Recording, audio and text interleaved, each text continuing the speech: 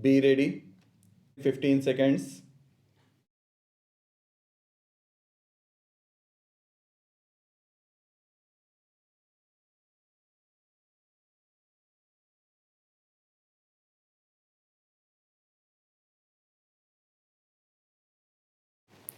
Sir, I have had the opportunity of going through the performance budgets which was presented to the House by different ministries. May I request the Finance Minister kindly to go through at least one performance budget.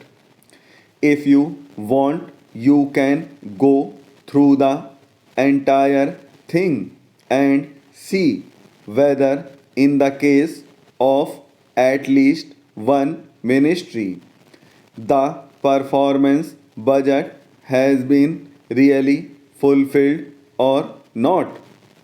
He must first satisfy himself. I, for one, at least can say that it does not give any correct idea as to what are the physical targets which they have set for themselves and how they are going to be answerable to the parliament next year when the budget is presented. If we have to compare the performance budget of next year with last year's budget, the members of parliament should be in a position to find out as to whether they have been able to achieve the targets that they have set for themselves and they have not. They should find out which department has failed, where the things have gone wrong. At least we should be able to find out these things.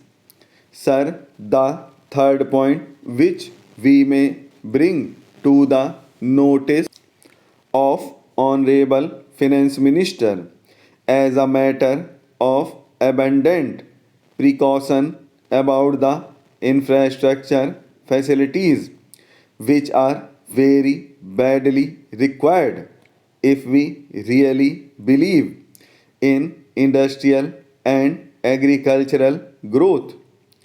Here, the state electricity boards, the coal ministry, and the railway ministry have a coordination committee. But at the same time, greater attention will have to be paid to see that our production does not suffer because of the infrastructural facilities which are not coming up to the mark. That is the only apprehension left. If we are able to fulfill this expectation, if electricity becomes available to all the industries which are either there or which are newly set up, agriculturists should also get power which is very badly required.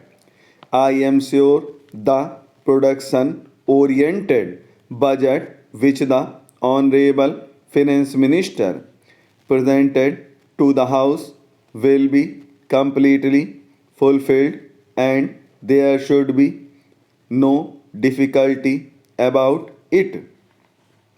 One or two more points which I have to bring to the notice of this House are about the incentives which in fact are very badly required in the agricultural sector.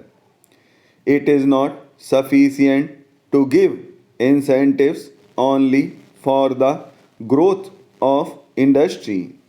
These are also essential for the agricultural sector, which has been requiring also.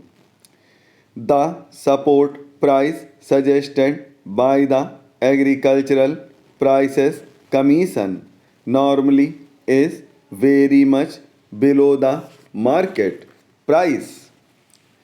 Agriculturists, instead of getting remunerative price, are not able to recover even the cost of production.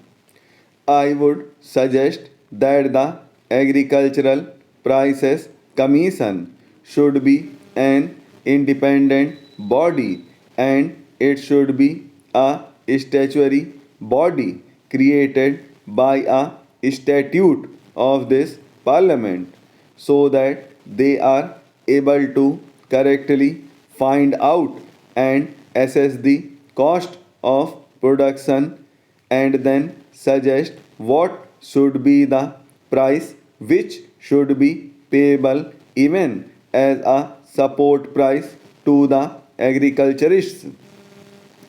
The second point is about the agricultural credit line, which has got choked up in a large number of states, and it has got to be cleared.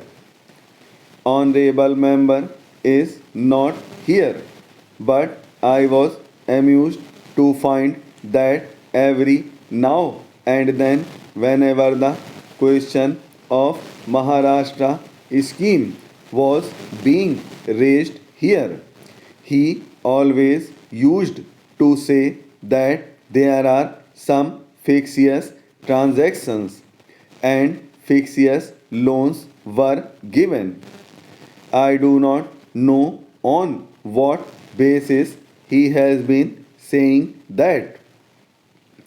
Even if there are some fictitious transactions, those could be found out and the persons concerned punished for that. Why should every cultivator be punished for that? They are not able to utilize the Reserve Bank credit limit because a large number of defaulters are there.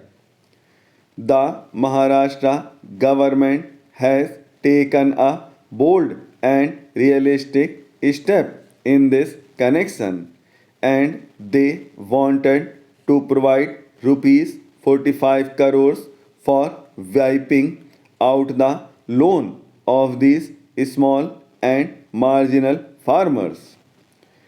I would request the finance minister to see that at least the Reserve Bank does not come in the way. The Reserve Bank should not create any difficulty if the credit line gets cleared and they are able to utilize the agricultural credit in full, which in fact they very badly require.